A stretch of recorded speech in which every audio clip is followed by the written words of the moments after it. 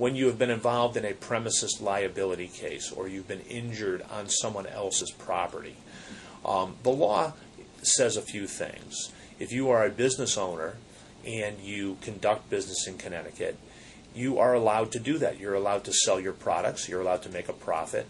But in consideration for that, you have to maintain a safe business premises. Okay, you have to make sure that your patrons are safe.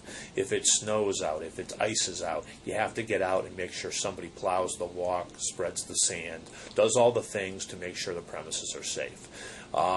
If you're a department store, you have to make sure that things aren't left on the floor that people can slip on or fall on. A grocery store, you have to make sweeps to make sure that nobody drops something on the premises that caused someone to be injured.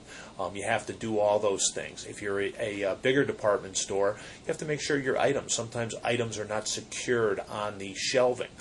They can fall off and injure people. So things like that you have to do. And if someone is injured as a result of that, you as the business owner would be responsible for that. When you do have a premises liability case, it presents some interesting challenges for me as an attorney because we have to preserve the evidence. We have to make sure that we do the things to be able to prove the defect. In the case of snow and ice, sometimes something like that happens, and very shortly after the accident, someone comes in and plows it and sands it and does everything after the accident. In that case, hopefully we've had somebody take some pictures within the time before it was done, but sometimes we have to get witnesses. We have to have other people to come in and say, yeah, I remember the condition it was before they went and cleaned it.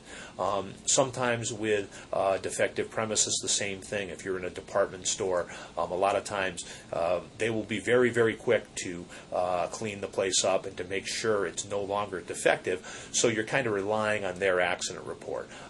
Again, it's a situation where we want to make sure that we secure whatever evidence we have and witnesses very, very quickly. Sometimes there's a videotape, things like that, but you have to put them on notice quickly or they're going to tape right over it. A lot of times they're on kind of a reel where they keep taping over the videotape.